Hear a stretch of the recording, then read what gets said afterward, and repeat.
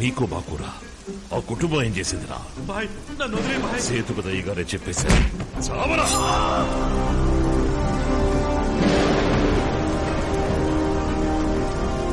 రాక్షసులారా, కత్తెత్తొద్దని ఎన్నిసార్లు చెప్పినా మారదే. ఒళ్లంతా రక్తపు మరకలు, మీ నుంచి రక్తపు వాసన. మీ అందరికీ బుద్ధి ఎలా సహిస్తుందో. ఇల్లంతా పసుపు నీళ్లు చల్లి ఏం లాభం? ఇలా రక్తం ఏర్లై పారుతుంటే. పెట్టు పెట్టు పెట్టు. రే యాదగిరి, ఏంట్రా ఇంత లేటు? ఆకలి చంపేస్తోందిరా. నాకు ఆకలిగా లేదు, లోపలక్క కడుపు నిండా పెట్టింది. అక్క ముందు పులుసు పట్టరాక, ఆకలి చంపేస్తాంది. ఎప్పుడు చంపడం నరకడమేనా? ఇవి తప్ప మీ నోట వేరే మాట రాదా? చలమా పులుసు పోయమ్మా.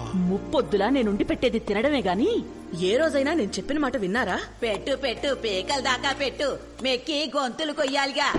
ముసల్దానా, ముందు నీ గొంతు కోసేయాలి. గొంతు చించుకొని 10 ఏళ్లుగా నువ్వు చెప్తానే ఉండవు. ఇప్పుడు కొత్తగా చెప్తా మారతారా ఏంది?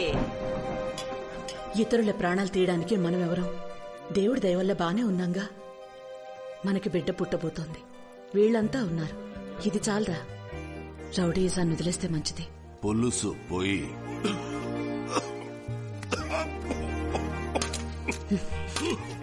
ఇది ఇలాగే కొనసాగిస్తే పుట్టబోయేవాళ్లు సమస్యల్లో పడతారు. మేనమామలు మేముండగా సమస్యలు ఎందుకు వస్తాయి?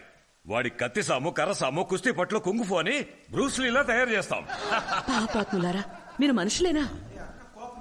పుట్టబోయేవాడు మీలాగా ఎవ్వరిని పొట్టను పెట్టుకోడు. వీడు నా బిడ్డ.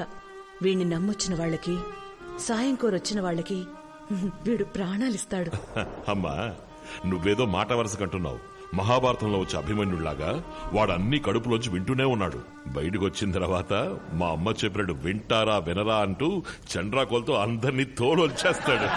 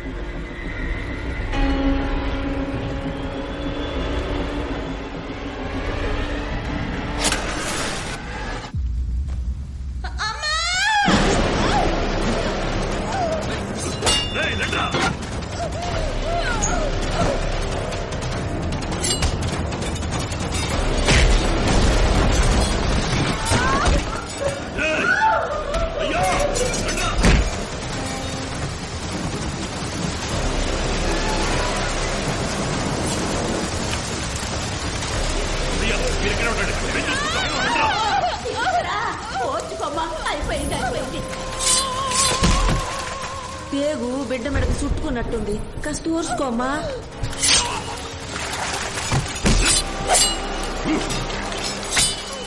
ఊర్చుకోమ్మా, ఊర్చుకోమ్మా.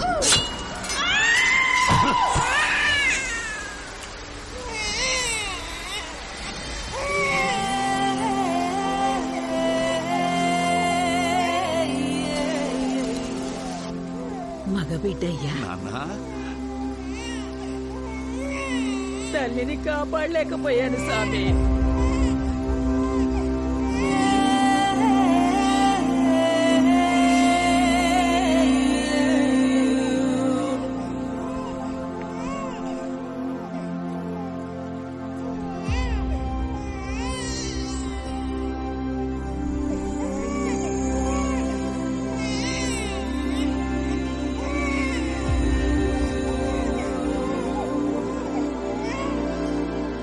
కృష్ణాష్టమి రోజు పుట్టాడు. మీరు వీడిని చూసుకుంటే రేపు వీడు మిమ్మల్ని చూసుకుంటాడు.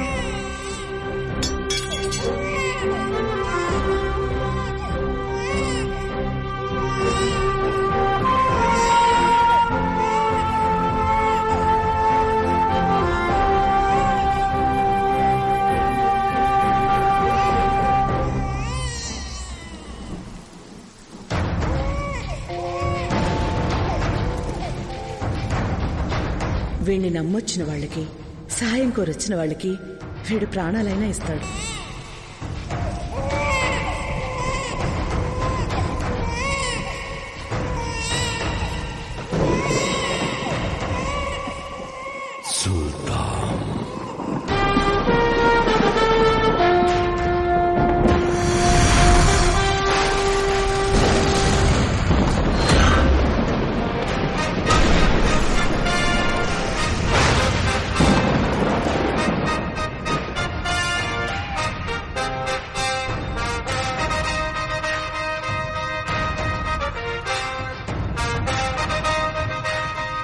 అయ్యా నన్ను వదిలేండి అయ్యా.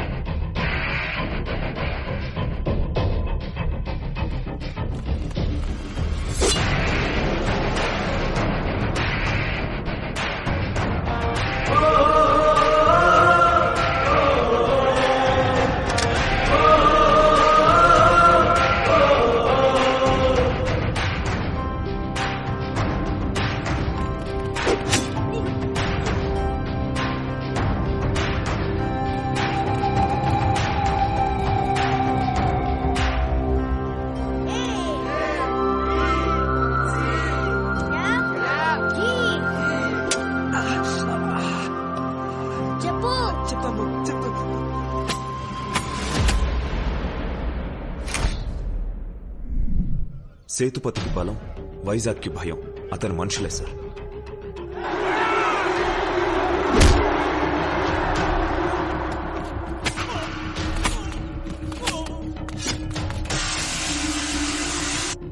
మీలాగే ఇంతకు ముందు చాలా మంది వచ్చారు వెళ్లారు సార్. సేతుపతి అండ్ ఆల్సో అతని మనుషులు చాలా డేంజరస్ సార్. మనం వాళ్ళని ఏం చేయలేము సార్.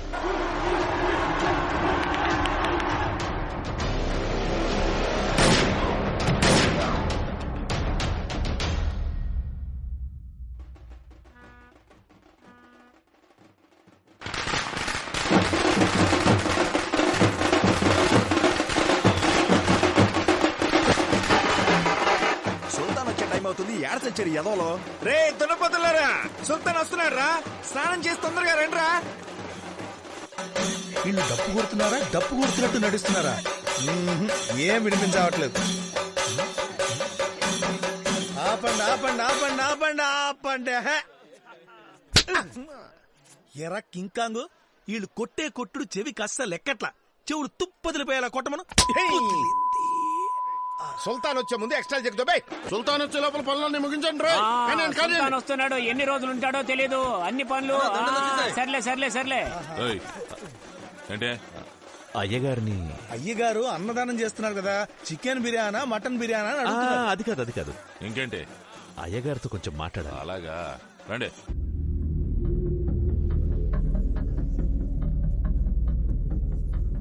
మా కోసం ఒకడిని చంపాలి. చంపాలా? ఎవరిని? జయేంద్ర.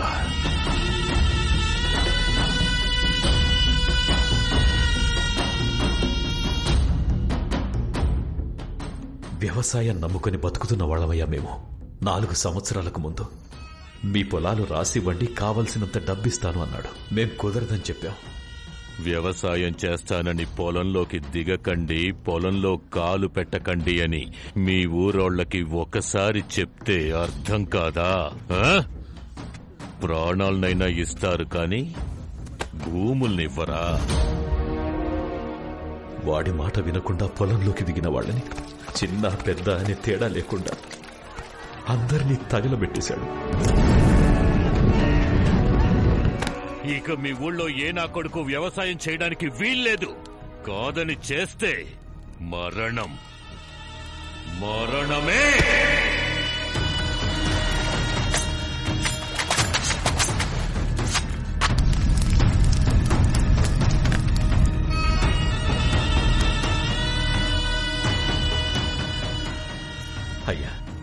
ఇది మా శక్తి కొద్దీ ఇస్తున్నది. మా పిల్లల తాళిబొట్లు మేము చెమటొడ్చి సంపాదించిన డబ్బు. వీటిని తీసుకొని వాడిని ఎలాగైనా సరే చంపి పాతేయాలయ్యా. మేమంతా కలిసి పోలీసు, కలెక్టర్, ఎమ్మెల్యే, ఎంపీ అంటూ అందరినీ సాయం చేయమని అడిగామయ్యా. ఎవరూ ముందుకు రాలేదయ్యా. కొంతమంది తిండి గతి లేక వలసెల్లి పొరుగురులో కూలీనాలి చేసుకుంటున్నారయ్యా. వాడి రక్తంతో తడిచాకే మళ్లీ మా పొలాల్లో విత్తనాలు మొలకెత్తుతాయి. ఊరంతా మీ రాక కోసం ఎదురు చూస్తుందయ్యా.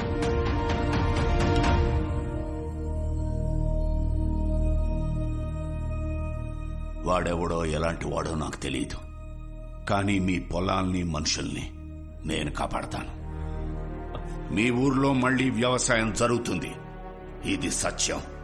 మీరు అడుగుతున్న సహాయం చేస్తున్నందుకు మీ పొలంలో పండే గుప్పిడు ధాన్యం ఇవ్వండి చాలు. చాలా సంతోషం.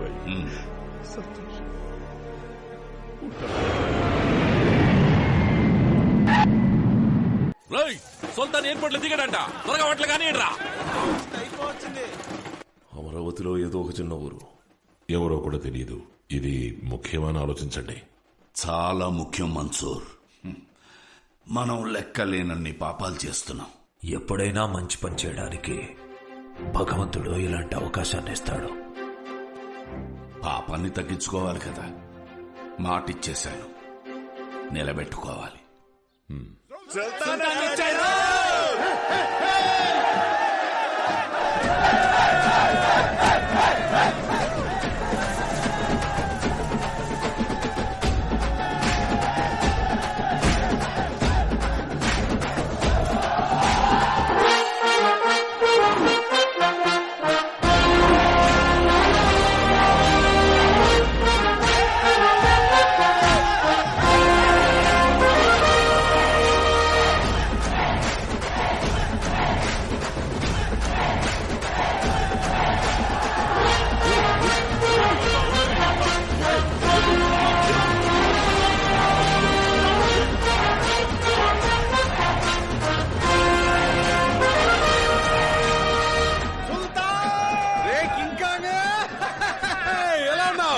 ఆబూతుల మధ్య ఇరుక్కున్న లేకదోళ్ళ ఉన్నాను. అందరూ ఫుట్బాల్ ఆడుకుంటున్నారు. విక్రమ్, ఏ కాశీ బాగున్నావు? నువ్వైనా పేరు పెట్టి పిలిచావు. చల్. రే, ఏంట్రా నువ్వు సుల్తాన్ పేరు పెట్టి పిలుస్తున్నావు? అదేగాడి పేరు. మావయ్య బాగున్నావా? బాగున్నాను. ఏంటి బాగున్నాను. తురి బాగున్నావా? బాగున్నాను. మావయ్య నాన్న ఎందుకు లేరా? నాన్న బాగున్నారా? బాగున్నాను. నువ్వెలా ఉన్నావు? నేను బాగున్నాను. ఎవర్రా కాల్గే గ్యాంగ్? దింపండ్రా దింపండ్రా. అంటున్నాడు నిజమేనా? రెండేరా దించండి. ఎవరా దాక్కుంది? నువ్వేగా దాక్కున్నావుగా. లైట్ గా భయం వేసింది మచ్చా. ఈయన గాడ్ ఫాదర్. నమస్కారం ఫాదర్. బాగున్నావా? 2 ఏళ్ల తర్వాత వచ్చావు. ఈసారి ఎన్ని రోజులు ఉండబోతున్నావు? ఆర్ని ఇటు మనిషా పూలకుండా అనుకున్నా. వారం రోజులు. ఒక వారం రోజులు.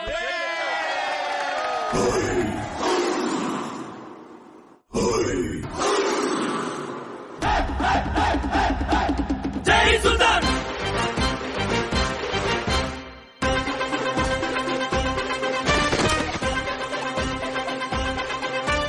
ఫైట్లో నా చిరగని సట్టిలే దొయ్నరేశ్వర్. పాటలో డిపోకుంటే ఫైట్ కాదోయ్ సురేశ్వర్.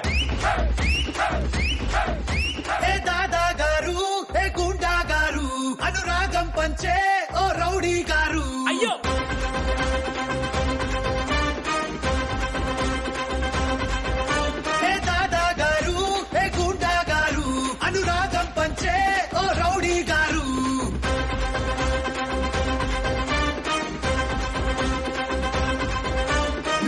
ನೋಡಿ ಬಾಡಿ ತೋಟಿ ವಯ್ಯೊಂದು ಟಾಸು మీ పొరుగు వాడి నోరే కుట్టి తాయొద్దు కాసు.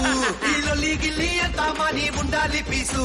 ఆ కరోనాకి చెల్లెమ్మొస్తే అంతా కలాసు. జై సుల్తాన్ జై సుల్తాన్ జై సుల్తాన్ జై సుల్తాన్ జై.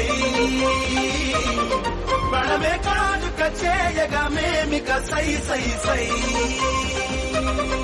జయ జయ జై సుల్తాన్ జై సుల్తాన్ జై సుల్తాన్ జై సుల్తాన్ జై.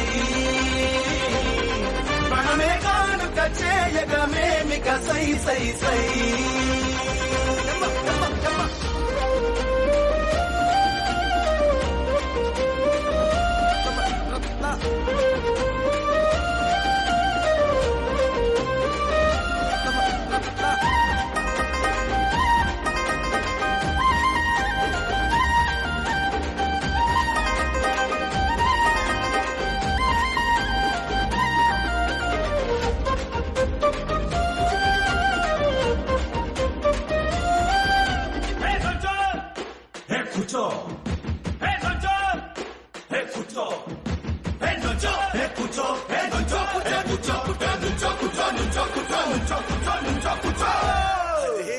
వయసైపోయిందిరా.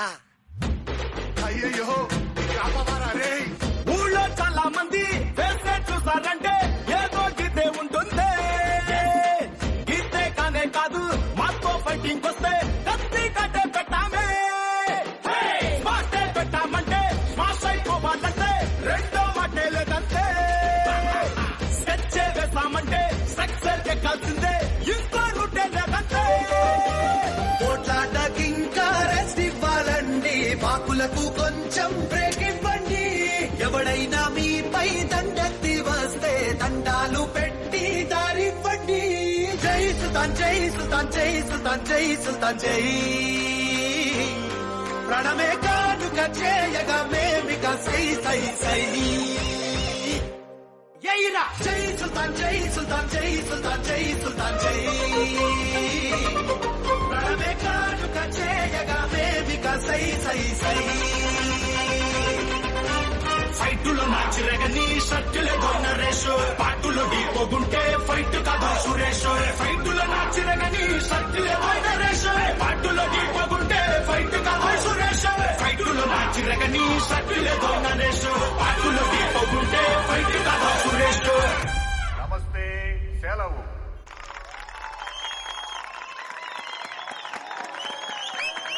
ఏదో అర్థమైనట్టే చెప్పట్లు కొడుతున్నారు యాదవులు. ఒరేయ్ చూడరా, రోబోలో రజనీకాంత్ లో అన్ని పనులు ఇదే చేస్తుంది. ఇక మీదట మనకు పని ఉండదేమో. అవునరా మావా. సుల్తాన్, రోబో బొమ్మ బ్రహ్మాండంగా ఉంది. థ్యాంక్స్ అన్న, థ్యాంక్స్. ఈ పని మీద చెప్పాలి వెళ్ళాలి నాన్న.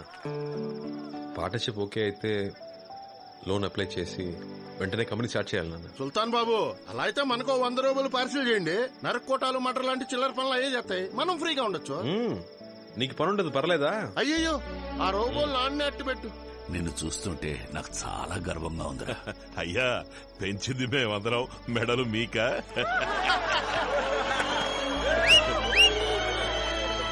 సుల్తాన్ ఇక్కడ ఉన్నంత వరకు నేను ఇంటికి రానని చెప్పాను కదే. పెట్టవే ఫోను.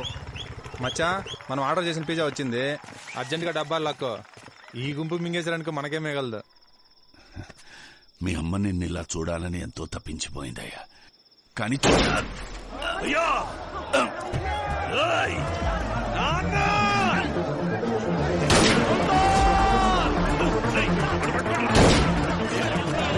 వాడికి ఏం కాకుండా చూడండి.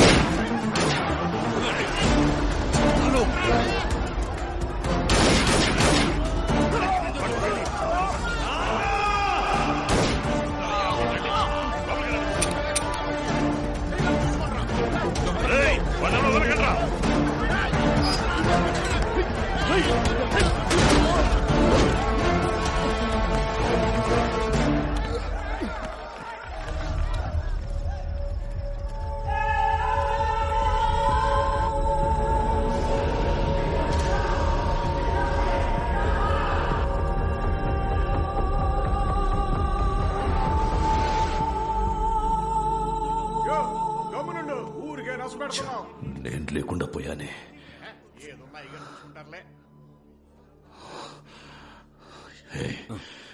ఏదేమైనా సరే వాళ్ళు చావాలి.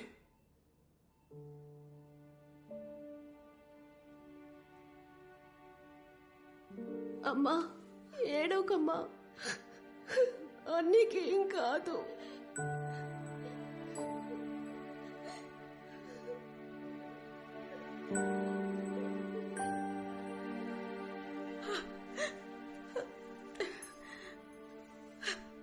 అయ్యా, మీకేం కాలేదుగా, మీరు బానే ఉన్నారుగా. లోపల అడిగితే వాడికి మెలకువ రావడానికే 4 రోజులు పడుతుందన్నారు. ఎక్కడ మీ నాన్న? ఆయనకి ఫోన్ చేసి రమ్మని చెప్పు.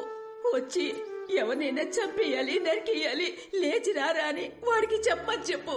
కాళ్ళు చేతులు పడిపోయినా లేచొస్తాడు. శారదమ్మా,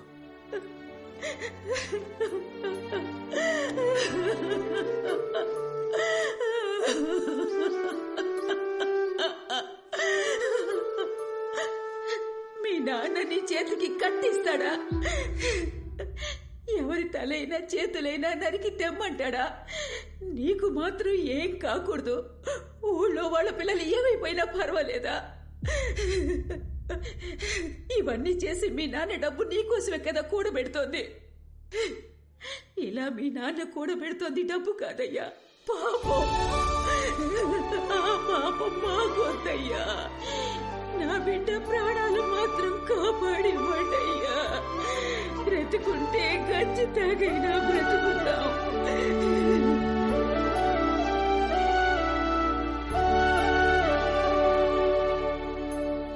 అయ్యా, పిజ్జా కొట్లు అడిగి చూసాం. వచ్చిన వాళ్ళెవరు వాళ్ళ మనుషులు కానట. కానీ వాడిని పంపించింది మాత్రం ఈ ఊళ్ళో ఉండేవాడే. పట్టుకోవచ్చయ్యా. ప్రాబ్లం అది కాదు మన్సూర్. అబ్బాయి ఇక్కడ ఉన్నప్పుడు వాడి ముందు ఇలాంటివి జరిగి ఉండకూడదు. వాడచ్చు వాళ్ళమ్మ మహాలక్ష్మిలాగే పోత పోసినట్టు.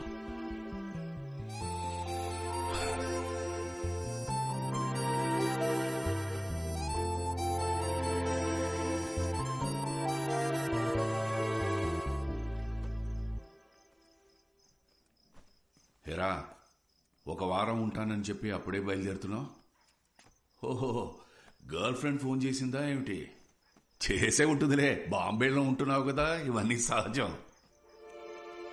ఇది నేను మీ అమ్మ కాలికి తొడిగిన మెట్ట. నా జీవితంలో నేను తలదించుకున్నది తన కాళ్ళ దగ్గరే. ఏ ఒక్కరూ తనకు ఎదురు చెప్పలేరు. తను నా మహారాణి. అలాంటి అమ్మాయి నీ కంటపడితే ఇది అమ్మాయికి తొడుగు. నీ మనసులో అలాంటిది ఏమీ లేదు అని చెప్పు. నాకు తెలిసిన అమ్మాయి ఉంది, వెళ్ళి చూద్దాం. ఏం మాట్లాడుతున్నారన్న మీరు? రక్తంతో బతకడం అలవాటైపోయిందా?